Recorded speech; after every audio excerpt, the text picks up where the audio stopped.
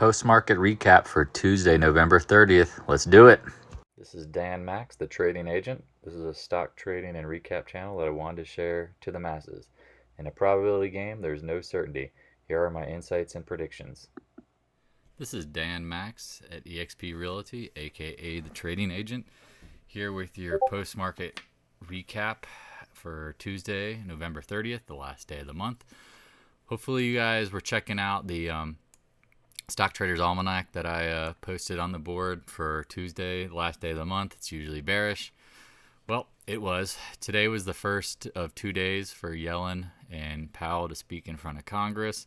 Their testimony seems a little back and forth. It looks like Powell succumbed to the fact that there's inflation, which you would think he'd have to. I mean, he can lie to the public, but he can't lie to Congress. However, it doesn't mean he can't keep the lie going afterwards. He just has to seem like, I don't know, seem sad or sorry or whatever you want to call it, admit his wrongness. But no one's going to talk about it other than possibly, a few of the news channels, financial news, and they'll keep saying, everything's transitory. But we'll see.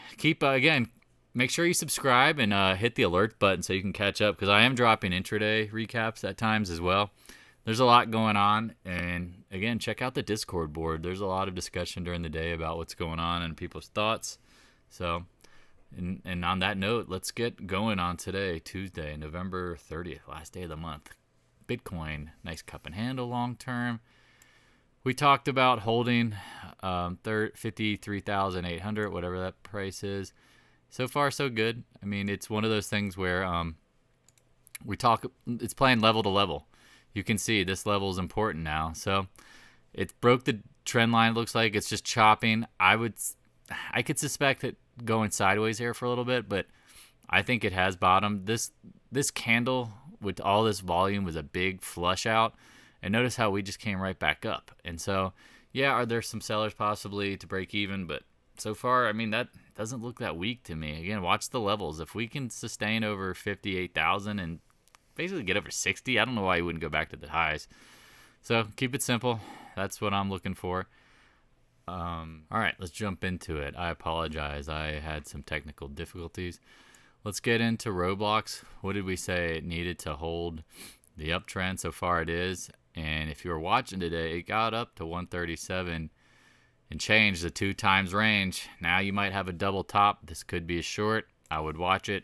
I don't think it's going to hold up too well, but I could be wrong. Let's roll into RIVN. Ew, too fast. This mouse is a piece of crap anyway. Watch the 106 area. If it can get back over 123, it might be ready to go higher. It's just in no man's land. Below here, it's going to get shit on. If it holds, it looks like it pop up. So just watch the upper range, but at this point, it's just so, I'd be watching it. That's all. Keep it real simple. EXPI, the company that I work for, it seems to be holding this 35 area. We talked about this blue box. It filled the gap, and we got down under 35 today. We were in the 35s, and solid little close. Looks like a doji. I don't mind that. I mean, again, rates look like they're going lower. I mean, let's jump into it. So the dollar, we talked about the upper range. Look at that, man. We stomped the upper resistance zone and fail. This is why this stuff is powerful. I hope you look at these spots. They matter. We hit it. We bounced off it exactly. TLT, we said we we're going to get into this resistance zone. We broke the downtrend. I think rates are going lower. Just keep it that simple. The VIX, we talked about this failing yesterday, and the market made a lower low, but the VIX did not make a higher high. I'd be on red alert tomorrow for one more flush out and see what the VIX does. At this point, I know the market's closed nearer the lows, but I mean, you see what happens. Typically, the VIX bounces back. I mean, it could be pulling some sort of chop move. I don't think we're at a crash risk right now. I don't know what would cause a crash. Usually, you can kind of see something coming. Unless they don't pass the budget, kick the can down the road, basically, give themselves the spending limit increase, that might jump the market. But at this point, that stuff, everyone knows they eventually get it done. The SPY, We said, we needed to hold above Friday's low. We didn't. If not, we might go retest 453. You're not that far off. I don't know why we wouldn't touch the 50-day here in orange tomorrow. Keep that on your radar. Again, with these 2-day Fed meetings, you're going to see some chop. The QQQ doesn't seem that bad. It's holding up pretty well. Over 290, 250. I mean, it doesn't look as bad. That's all I'm going to say. Let's check out the IWM real quick because we were talking about this in the Discord room. I mean, we held the trends today. I know the volume was pretty big.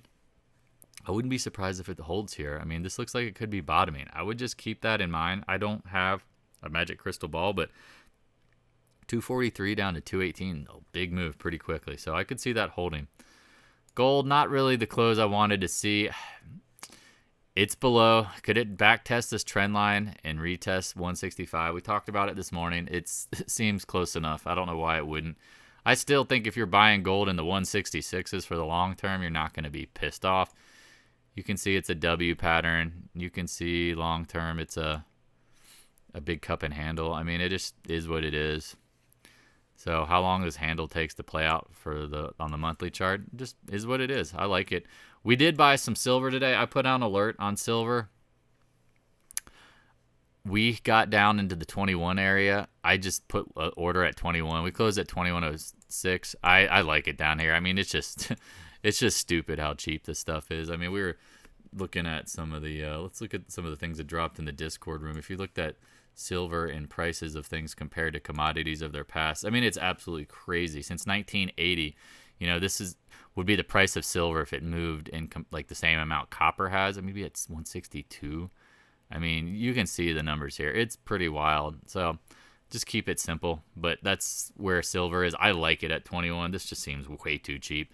The GDX, not too excited that it closed, but look where it's holding. I mean, it's holding this level. Like you see there's a 3-day range here at 31.65. I could see the back test of this trend line at some point shaking people out, and it could be a bear trap.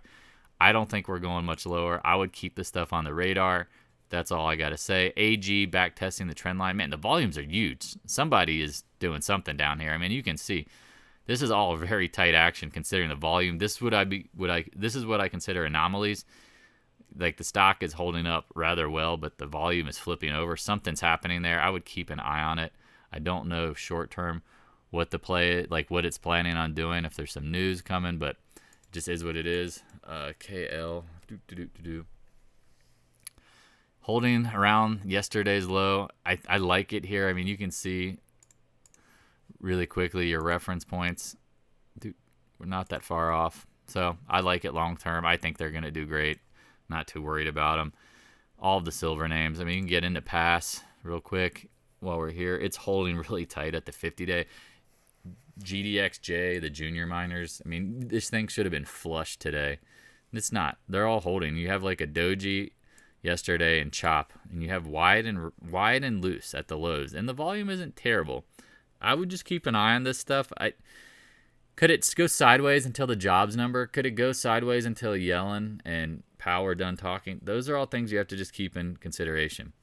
Letter X, we filled the gap today. We talked about this potentially happening. You got it. We went a little lower. Have your stops. I mean, if you're stopped out of this and then want to wait to rebuy, wait for the trend line to break. I know that might sound like you have to be patient, but this thing can be choppy and sloppy. I mean, just keep it that simple. It really can be that simple. AMD, we said bulls are just riding the lightning. You're literally riding this red upper trend line. I don't know how much longer it can hold up like that. I mean, it could break out. Who knows? Maybe they get a purchase offer. Maybe tech just goes absolutely bonkers if rates go lower.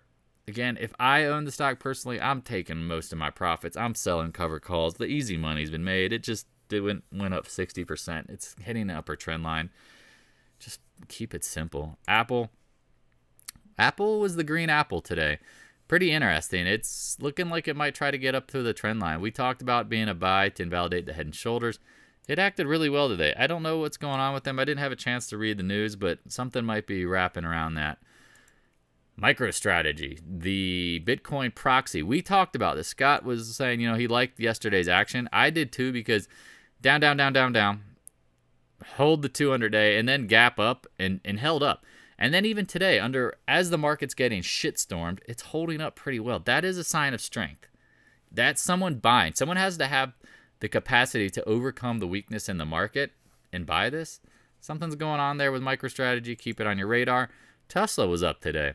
That's interesting. It's holding above the 20-day. I said, bulls, you got to hold the 20-day in red. It's holding it for now. I know it's a doji, but considering the market got hit pretty hard and it just was flat for the day, that's pretty bullish to me, in my opinion. We'll see what happens.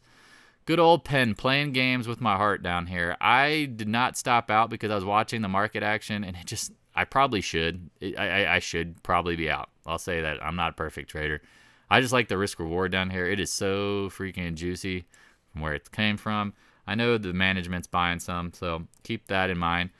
XOP, we got, oil to me has got hit pretty hard today. I think it may have bottomed getting down into the $65 a barrel. Today's doji says a lot too. Indecision right here. Let me draw that because that just popped like the top of the gap here. I mean, you can just say it needs to hold this line. If it does, it should go back up to 115. That's not a bad 20 points, 20%. The small junior oil service names, pretty interesting. Exxon Mobil, it closed closer to the lows, but what did we say? The 100 and 200 day are coming together. That, you got to watch that. You absolutely got to watch that. So, yeah, that's the recap for today. The markets are hard sometimes, and this is what you have to realize is that having to act every day puts you in a position to, not take advantage of where the traps come in. Like, I could see the market opening down huge tomorrow and reversing. And again, why? Because maybe they run the headlines from Yellen and Powell today, and the news just runs that hard. And then they come out tomorrow and they say, we're not going to do anything forever. And they're just going to talk, they're going to talk the market off the cliff. They always do. So it's pretty interesting to see how that all works out. I would be not surprised, though, if we did flip around and then maybe Friday we rise up into Friday, and then who knows from there. The jobs numbers are coming out. That's going to be the big news of the week. I would keep it pretty simple. I mean, if you don't know what you're doing, don't trade. Don't overtrade. Wait and identify your spots. Come by the Discord room. Ask questions. Post comments. I'll try to break down a video for you if I can. These are the times where people get their asses handled because they play this, the binary point was the 20-day, and then trying to short in between, you're playing with fire. I'd rather buy the 50-day or short there. But this in between, this is really, really, really hard because it's what is affecting it? It's the news, it's the headlines, it's the minute-to-minute play-by-play going on by CNBC trying to dictate what the hell is going on. And you know what? They don't know what the fuck is going on. And there's people probably over-leveraged. Just call it for what it is. Wait for time to pass. Let levels play out. Let support equals resistance hit. Move from there. If you're shorting this action, man, you are chasing. It's no different than chasing. And we talked about this morning. Like, if you chased gold when it was up at 169 this morning, I hate people who chase because you know what? Things just happen. Nothing moves in a straight line. You get opportunities to buy when the risk and the reward are in your favor, and there's less downside available. When you chase something, the downside only grows because you're overpaying. So let's just keep it that simple. This is Dan Max at EXP Realty. I appreciate everybody, and I hope you're having a good day. Hit me up if you got questions. Cheers, y'all. Thanks for watching. Please subscribe if you like the content. Also smash the like button, share with your friends, and add a comment. If there's a topic or stock you'd like me to give you insight about, let me know in the comment section. I'll do my best to answer your question. Thanks.